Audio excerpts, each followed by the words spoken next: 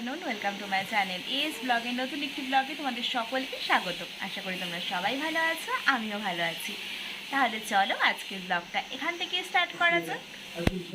মাঝখানে কিছুদিন আমার গ্যাস্ট্রিকের প্রবলেম হচ্ছিল, তো আমি এই জিরা ভিজানো জলটাই খাচ্ছিলাম। তো আবার কিছুদিন ধরে না পেটটা ব্যথা করছে, তো আবার আজকেও সেই সকালবেলা এটা দিয়ে স্টার্ট হলো। এরপরে আমার গাছগুলোকে বাইরে রোদে বের করেছিলাম আর জল দিয়ে দিয়েছিলাম। তারপর স্নান সেরে একবারে লাঞ্চ করে নিয়েছিলাম।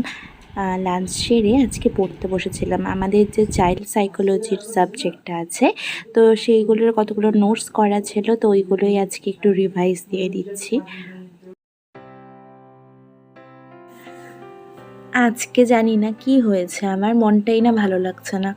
যদিও সেরকম কিছুই হয়নি, কিন্তু তাও না মনটা কেমন অস্থির অস্থির হয়ে আছে, বা অনেক কিছুই হচ্ছে, আমি বুঝতে পারছি না কি হচ্ছে না হচ্ছে, কিছুই বুঝতে পারছি না। তো তোমাদের কি কারো কারো এরকম হয় যে বুঝতে পারো না কিন্তু মনটা খুব খারাপ হয়ে থাকে, ডিপ্রেসড হয়ে থাকি?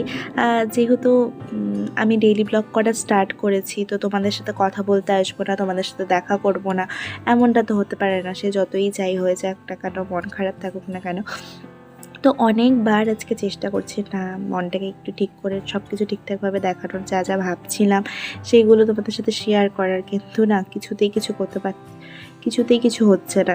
আসলে মনটাই তো সব, বলো। মনটার মধ্যে যা যা চলে তার রিফ্লেকশন কিন্তু আমাদের মুখে বা আমাদের ভাব ভঙ্গিতেও কিন্তু তার প্রকাশ ঘটে। তো জানি না কি হয়েছে, তার জন্য আজকের ব্লগটা হয়তো সেরকম কিছুই দেখাতে পারবো না ব্লগটাতে। তো এটাই আশা করবো যে তোমরা আমাকে সাপোর্ট করবে, আমার এই চ্যানেলের পাশে থাকবে। পরবর্তীতে অবশ্যই আমি ভালো ভালো ব্লগ করার চেষ্টা করব, তো একটু সাপোর্ট করো প্লিজ।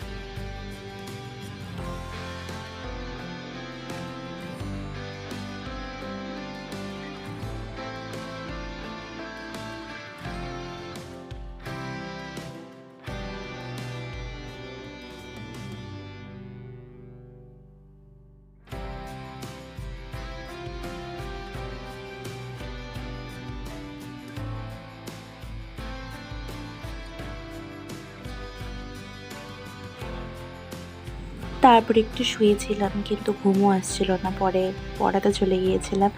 পড়িয়ে টড়িয়ে আসার পর এত জোরে বৃষ্টি আসলো, মানে ঝড় উঠে আসছিল, তার জন্য আমাকে এই ঘরের যে ঘুলঘুলিগুলো আছে সেগুলো বন্ধ করতে হলো।